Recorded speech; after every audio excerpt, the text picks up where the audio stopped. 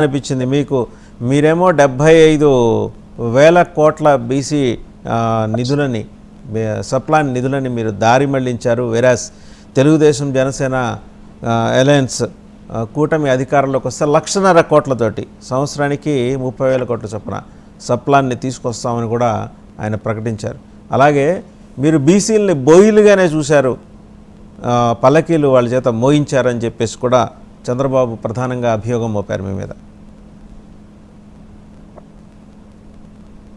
ఇప్పుడు చంద్రబాబు నాయుడు గారు నిన్న మొన్న ప్రజలకు తెలిసిన వ్యక్తి కాదు, కొత్త పార్టీ కాదు. అది ఆయన అధికారంలో 3 సార్లు ఉన్నారు. 3 సార్లు అధికారంలో ఆయన ఇచ్చిన హామీలు అనేకం ఉన్నాయి. కొత్త ఉంది, ఆయనతో ఆశ్చర్యం ఏముంది, ఎన్నైనా చెప్తాడు అతను. చెప్పిన తర్వాత ఇంప్లిమెంటేషన్ ఎలా ఉంటది, దాని ఎలా డెలివరీ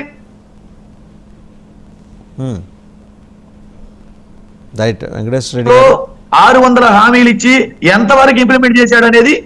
హలో, వినిపిస్తుంది వెంకటేశ్వర రెడ్డి గారు, చెప్పండి. హలో, వినిపిస్తుంది, చెప్పండి.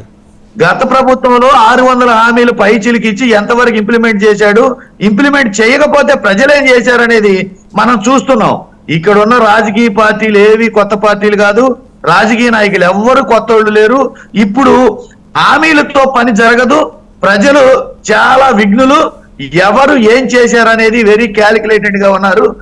సమాజంలో ఎడ్యుకేషన్ పెరిగింది, టెక్నాలజీ పెరిగింది, సమాచార వ్యవస్థ పెరిగింది, ఎవరెవరు ఏంటనేది అందరికీ తెలుసు. అమ్మ పుట్టిల్లు మేనమామ కీరక, ఎవరి పుట్టుమచ్చలు ఏంటి, ఎవరి పరిపాలన ఎలా ఉంది, ఎవరు ఏంటి అనేది మనం కొత్తగా ప్రొజెక్ట్ చేసుకోవాల్సిన పని లేదు. ప్రజలు ఆల్రెడీ డిసైడెడ్ చేసి గతంలో ప్రతిపక్షంలో కూర్చోబెట్టారు, ఎప్పుడు లేనంత ఘోరంగా. ఇప్పుడు మళ్ళీ కూడా చంద్రబాబు ఎన్ని హామీలు చెప్పినా ఇనే పరిస్థితుల్లో, నమ్మే పరిస్థితుల్లో లేరు. చంద్రబాబుకి ప్రజల్లో క్రెడిబిలిటీ లేకనే పొత్తుల కోసం ఎవరో ఏదో చెయ్యందిస్తారని, ఎవరికి అండో కావాలని రోజు ప్రజల చుట్టూ కాకుండా పార్టీల చుట్టూ తిరుగుతున్నాడు. దాన్ని బట్టే అర్థమైపోతుంది. రైట్. ఇంకా మనతో పాటు బూడి తిరుపతిరావు గారు బీజేపీ నాయకులు, అలాగే తాతంశెట్టి నాగేంద్ర గారు జనసేన రాష్ట్ర కార్యదర్శి, వారు కూడా జాయిన్ అయ్యారు. నమస్కారం అండి ఇద్దరికి. ముందుగా నాగేంద్ర గారు, తాతంశెట్టి నాగేంద్ర గారు నమస్తే.